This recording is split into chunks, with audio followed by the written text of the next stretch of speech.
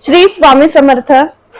आचार्य मंजुषा जोशी या YouTube channel वरती आपल्या सगळ्यांचं सहर्ष स्वागत. आज आपण समजून घेणार आहोत तूळ राशीच्या जातकांना संपूर्ण मे महिना कसा असणार आहे. मे महिन्यामध्ये शिक्षण, आरोग्य, वैवाहिक सौख्य, वास्तू आणि वाहनाचं सुख कशा पद्धतीने प्राप्त होऊ शकतं याबद्दल समजून घेत आहोत.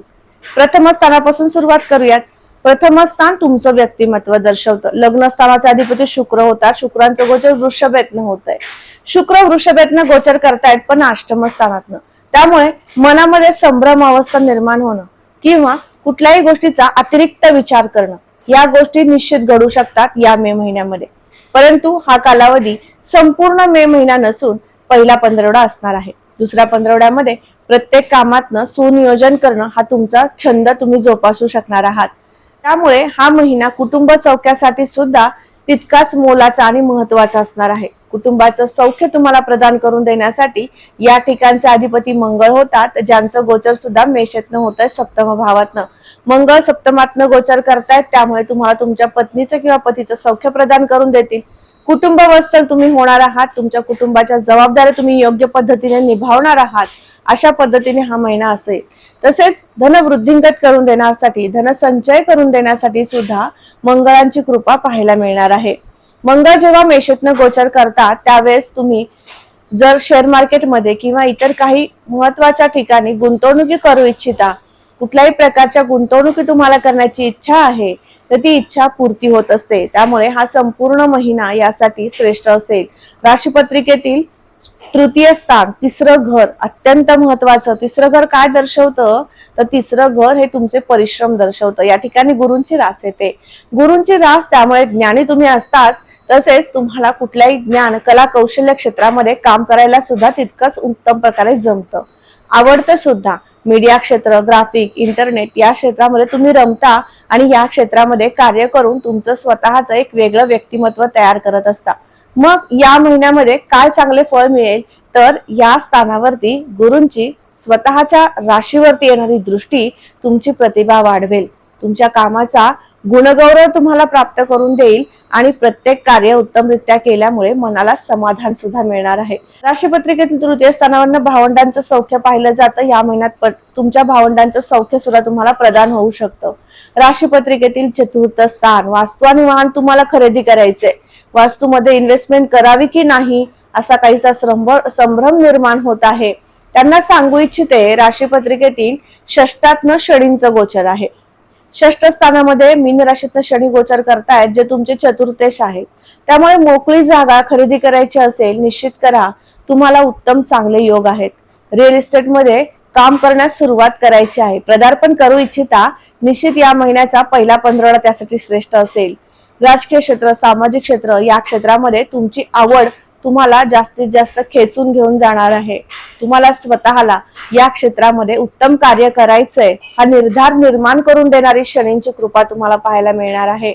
मातृसुखासाठी हा महिना श्रेष्ठ आहे. शिक्षणासाठी सुद्धा उत्तम आहे. तसेच संतती सौख्यासाठी सुद्धा हा महिना उत्तम आहे. स्पर्धा परीक्षेची तयारी करताय, शनी कृपेने तुम्हाला स्पर्धा परीक्षेमध्ये सुद्धा चांगलं यश मिळू शकतं. निश्चित तुमची तयारी उत्तम असणं आवश्यक आहे. सौख्याच्या दृष्टीने विचार केला तर हा महिना संतान सुखाचे प्राप्ती करून देणारा असाच असणार आहे. पत्रिकेतील षष्ठ स्थान आरोग्य दर्शवतं. षष्ठात जेव्हापासून शनी ग्रह विराजमान झाले तेव्हापासून तुमच्या पावलांमध्ये विशेष थकवा जाणवत आहे. याही महिन्यात तो राहणार आहे. परंतु गुरुकृपेने हा जो त्रास आहे, याची जी पीडा आहे ही थोडीशी शमू शकते आणि याचं कारण म्हणजे गुरूंच्या राशीतलं शनींचं गोचर. या स्थानावरती कुठल्याही पापग्रहाच्या दृष्ट्या येत नाहीत. पावलांमध्ये जो काही थकवा जाणवतोय किंवा शिरांसंदर्भातील कुठलेही आजार, अर्थात व्हेरिकोस वेन वगैरे अशा काही प्रकारचे आजार असतील तर या आजारातून तुम्हाला बाहेर पडण्यासाठी निश्चित तुम्ही उपासना, मेडिटेशन, व्यायाम, योगा या सगळ्याचा आधार घेऊ शकता आणि त्या पद्धतीने तुमच्या दैनंदिनीमध्ये त्याचा रोजचा वावर झाल्यामुळे आरोग्य प्राप्त करून घेऊ शकणार आहात.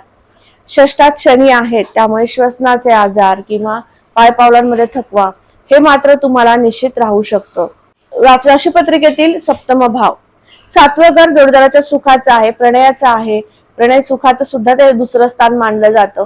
त्यामुळे तुमच्या पत्नीचं किंवा पतीचं सौख्य प्रदान करून देणारा हा महिना आहे का तर निश्चित आहे. मंगळ सप्तमात आले की ते सप्तमेश सप्तमातच गोचर करतायत म्हणून विशेष चांगलं फळ देतील. दुसरी गोष्ट म्हणजे तुमच्या स्वभावामधील जो तापटपणा आहे किंवा पटकन रिॲक्ट होण्याची जी काही सवय आहे, या सवयीचे काहीसे दुष्परिणाम किंवा काही प्रमाणात चांगले परिणाम तुम्हाला वारंवार पाहायला मिळतात. परंतु या महिन्यात काय घडेल तर तुमची पत्नी किंवा पती यांना तुम्ही समजून घेऊ लागाल किंवा संसार सुखाबाबतीमध्ये हा महिना विशेष चांगला निर्माण करून देणारी स्थिती मंगळांच्या कृपेने आहे. इकडे जाऊयात, भाग्योदय होईल का? भाग्यस्थानामध्ये गुरु विराजमान आहेत. भाग्योदय होणार का नाही? होणारच, कारण भाग्यस्थानामध्ये जेव्हा गुरु येतात त्यावेळेस तुम्हाला भाग्यकारक शुभकारक संकेत प्राप्त करून देत असतात. नवम स्थानातनं गुरूंचं गोचर असलं की लाभ प्राप्तीकडे तुम्हाला घेऊन जातात. व्यवसाय किंवा नोकरी या माध्यमातून तुम्हाला इन्कम सोर्स जनरेट होतो आणि त्याच पद्धतीने तो वाढवण्याकडे तुमचा कल वाढवत असतात. त्यामुळे शुभ संकेताच्या दृष्टीने हा महिना उत्तम आहे. तसेच नोकरी प्राप्त करून घेण्यासाठी किंवा ज्या नोकरीमध्ये तुम्ही आहात त्या नोकरीमध्ये तुमचं काम उत्कृष्ट करून देण्यासाठी उत्तम फळ प्राप्त होईल.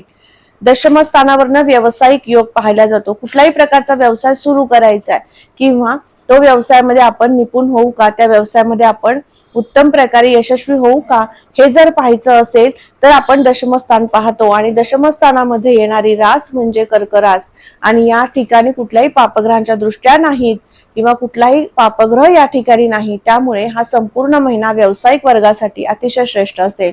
थंड पदार्थ, गोड पदार्थ, हॉटेल व्यावसायिक वर्ग, तसेच कला क्षेत्रातील व्यवसाय कुठल्याही प्रकारचे असू देत, गायन वादन नृत्य या क्षेत्रातले व्यवसाय असू देत, या संदर्भातील कामे करणाऱ्या वर्गाला सुद्धा श्रेष्ठ आणि उत्तम कालावधी या महिन्यात आहे. लाभाचे योग जसे उत्तम आहेत तसे खर्चाचे योग काही अंशी दिसून येत आहेत. तुमच्या आरोग्यासाठी तुम्हाला काही अंशी खर्च करावा लागू शकतो. ज्यांना शुगर किंवा थायरॉइडचा त्रास आहे किंवा बीपीचा त्रास आहे अशा वर्गाने स्वतःच्या आरोग्याची विशेष काळजी घ्यावी. सुरुवातीला सांगितल्याप्रमाणे मेडिटेशन, योगा, प्राणायाम या काही गोष्टींची सवय लावून घेतल्यास निश्चित तुमचं आरोग्य उत्तम ठेवता येऊ शकेल. 12वं घर हे परदेशात राहण्यासाठी किंवा परदेशात जाण्यासाठी सुद्धा पाहिलं जातं आणि या ठिकाणी असणारी बुधांची रास आणि बुधांचं गोचर हे वृषभेतनं होणार आहे. बुधांचं गोचर सध्या स्थितीमध्ये मेषेत नाही. त्यामुळे बुध ग्रह तुम्हाला स्वतःला आत्मविश्वास, संपन्नता प्राप्त करून देईल. 12वं घर खर्चाचं सुद्धा आहे, त्यामुळे खर्चाच्या दृष्टीने सुद्धा हा महिना संमिश्र आहे. या महिन्यामध्ये काही अंशी खर्च होऊ शकतो. मग आता खर्चावर आळा घालायचा आहे, आरोग्य उत्तम ठेवायचं आहे, कामामध्ये यशस्वी व्हायचं असेल तर उपासना करणं आवश्यक आहे. तर या संपूर्ण महिनाभर तुम्हाला गणपती स्तोत्र म्हणायचं आहे. हनुमान चालीसा किंवा मारुती स्तोत्र रोज एकदा पठणात ठेवा. षष्ठातील शनीची चांगली फळे तुम्हाला मिळतील. जमिनी संदर्भातील व्यावसायिक वर्गाला अतिशय उत्तम कालावधी प्राप्त करून घेण्यासाठी, धनसंपत्ती वाढवण्यासाठी, संपन्न होण्यासाठी तुम्हाला शनी उपासना लाभदायक ठरेल. शनी चालीसा किंवा हनुमान चालीसा पठणात ठेवल्यानंतर तुम्हाला रोजच्या दैनंदिनीमध्ये कामामध्ये उत्साह वर्धनाचे सुद्धा शुभ संकेत प्राप्त होऊ शकतात. आज आपण समजून घेतलं संपूर्ण मे महिना तूळ राशीच्या जातकांना कसा असणार आहे. आजचा हा महत्वपूर्ण व्हिडिओ तुम्हाला कसा वाटला लगेचच कमेंट करून सांगायचं आहे. कमेंटमध्ये श्री स्वामी समर्थ लिहिण्यास अजिबात विसरू नका. तुम्ही आपल्या चॅनलवर नवीन असाल, चॅनलला सबस्क्राईब करायला विसरू नका. बेल आयकॉनला क्लिक करा. पुन्हा भेटणारच आहे अशाच महत्वपूर्ण माहितीला घेऊन. तोपर्यंत आता आपली रजा घेते. श्री स्वामी समर्थ. जय जय स्वामी समर्थ. रामकृष्ण हरी.